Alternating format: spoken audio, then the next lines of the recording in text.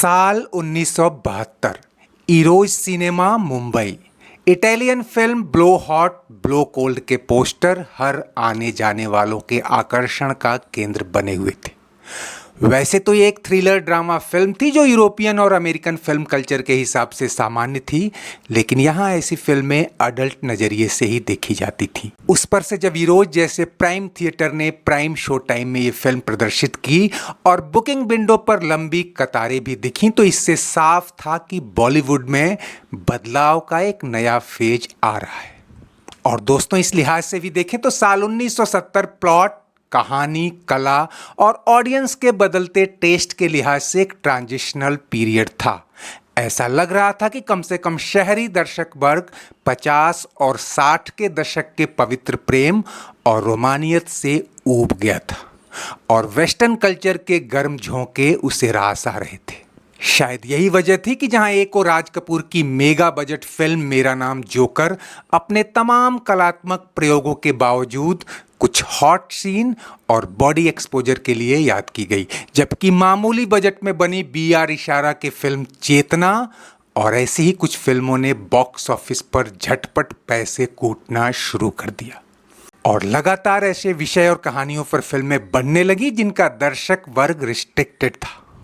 जानकार ये भी कहते हैं कि असल में ये ट्रेंड तब कहानियों के मोर्चे पर आए एक सूनापन, एक बोरियत से पैदा हुआ था, जहां रोमानियत पीक पर थी और एक्शन फिल्मों का दौर अभी दस्तक ही दे रहा था।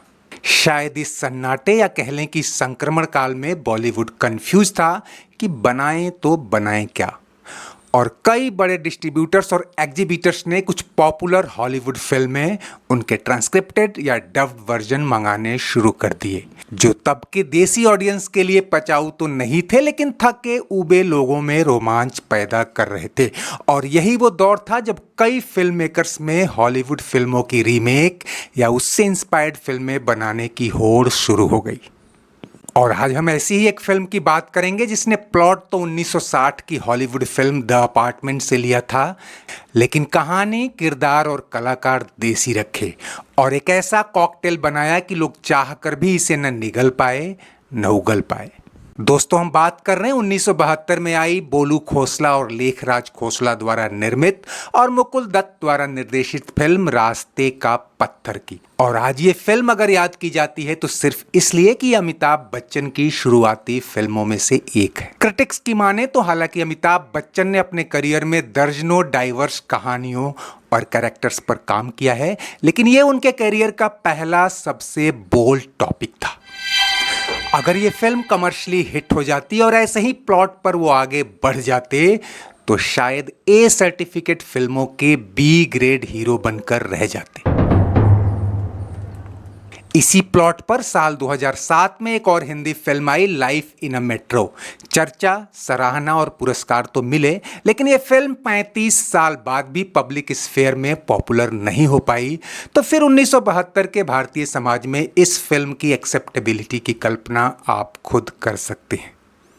द अपार्टमेंट की तरह रास्ते का पत्थर की मेन थीम यही थी कि एक ऑफिस में कुछ बड़े बाबू, कुछ साहब किस्म के लोग एक अधीनस्थ कर्मचारी को आवंटित फ्लैट का इस्तेमाल अपनी मासूकाओं या दबाव तनाव में फंसाई गई लड़कियों के साथ रंगरेलियां मनाने के लिए करते हैं। वह कर्मचारी बॉसेज के दबाव या प्रमोशन के लालच में सब कुछ देखने, सहने या होने देने के लिए मजबूर है। रास्ते का पत्थर में उस कर्मचारी का किरदार अमिताभ बच्चन के कंधों पर है। नाम है जयशंकर रॉय, जो रणजीत चौधरी यानी प्रेम चोपड़ा की विज्ञापन एजेंसी में काम करता है। चौधरी समेत उसके ऊपर के ज्यादातर कर्मचारी या बॉस उसके फ्लैट की चाबी कुछ घंटों या कभी कभी रात भर के लिए ले लेते हैं और साथ आई लड़की के साथ वहां रोमांस करते हैं या यौन संबंध बनाते हैं। ये ज्यादातर लोग उम्रदराज और शादीशुदा थे, यानी उनके ये संबंध अवैध थे और कई मायनों में दफ्तर में काम करने वाली लड़कियों के यौन शोषण की ओर इशारा करते थे। कुछ रिश्ते राजी खुशी वाले भी थे, लेकिन यहाँ प्रश्न था कि क्या तब के भारत में या अभी के भारत में ऐसे वाकये मेन स्ट्रीम सोसाइटी या ऑफिस कल्चर में कॉमन है? खैर, अब तो समाज इतना खुल चुका है कि अगर किसी को ऐसे संबंध बनाने होंगे तो जगह या फ्लैट की तंगी तो नहीं होगी। लेकिन उससे भी बड़ा सवाल यहाँ हीरो के कैरेक्टर बिल्टअप या उसके नैतिक बल का भी था। उसे एक लड़की यानी फिल्म की हीरोइन नीता कल्याणी से प्यार हो जाता है। वो उसे उसी बॉस रणजीत चौधरी से मिलवाता है और उसी दफ्तर में नौकरी दिलवा देता है। जाहिर है वो लड़की भी चौधरी की लोलुपता और अनैतिकता का शिकार होती है। अब हीरो जय के फ्लैट में उसकी अपनी प्रेमिका के साथ उसका बॉस उसे झूठे वादों से रिझाकर फंसाकर अपनी हवस का शिकार बनाता है।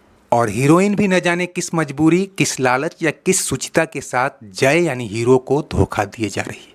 वो खुलती तब है जब उसे पता चलता है कि चौधरी का शादी का वादा फरेब है और वो पहले से शादीशुदा है।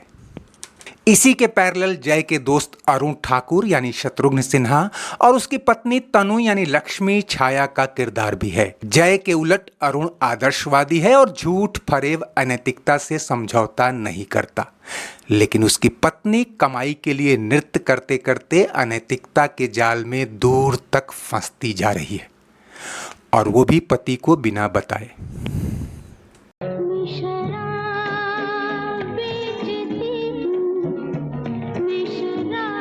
अब इस नायक और सहनायक को तो छोड़ ही दीजिए, यहाँ उनकी पत्नियों के जरिए हीरोइनों का जो किरदार परोसा गया था वो हॉलीवुड या वेस्टर्न कल्चर के हिसाब से तो स्वाभाविक हो सकता है, लेकिन भारतीय समाज में कुछ हद तक सत्य होते हुए भी मेन स्ट्रीम दर्शकों के लिए इसे पचा पाना संभव नहीं था।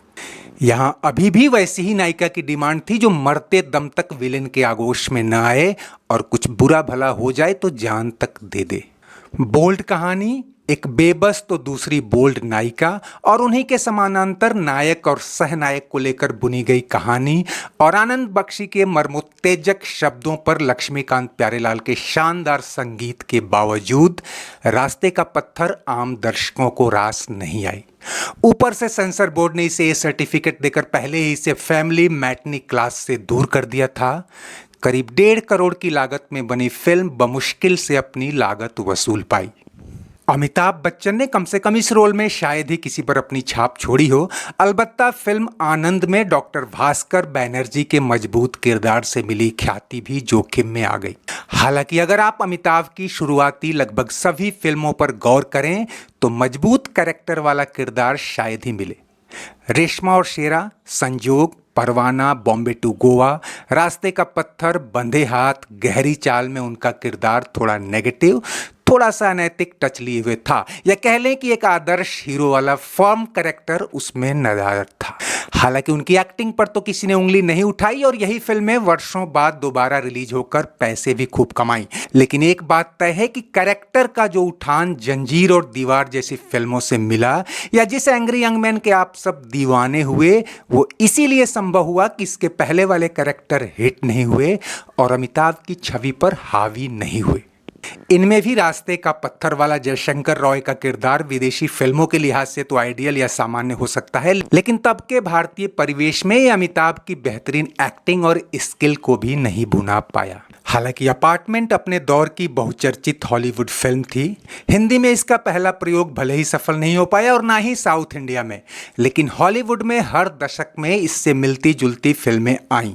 भारत में 1997 में यश बॉस तो थोड़ी सी ही इंस्पायर्ड कही जाएगी, लेकिन 2007 में मन जोशी, के मेनन और कंगना रनावत को लेकर बनी film life in a metro इसकी सॉलिड रीमेक थी। प्लॉट वही, यहाँ 70 के दशक के बजाय नई सदी का भारत था, लेकिन फिल्म जैसा कि नाम से ही जाहिर था मेट्रो में ही चली और उतनी नहीं जितनी उम्मीद थी। खैर, रास्ते का पत्थर कई ऑफ बीट उपलब्धियों के लिए भी जानी गई। उस समय भी एक खास क्रिटिक्स वर्ग ने इसकी सराहना की थी। इसका संगीत भी चर्चा में रहा। टाइटल सॉन्ग को मैडलिब ने अपने गाने माल फंक्शन के लिए सैंपल किया था, जबकि गाना मैं शराब बेचती हूँ को डेक्स्ट्रा ने अपने अंतर्राष्ट्रीय स्तर पर रिलीज किए गए एल्बम डेक्स्ट्रा वर्सेस बॉलीवुड के लिए सैंपल और रिमिक्स किया था। रास्ते का पत्थर किस्मत ने मुझे बना दिया।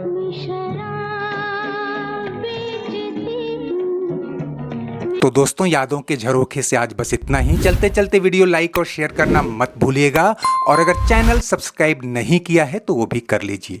कमेंट बॉक्स में आपकी हर राय का स्वागत है। शुक्रिया, नमस्ते, आभार। रास्ते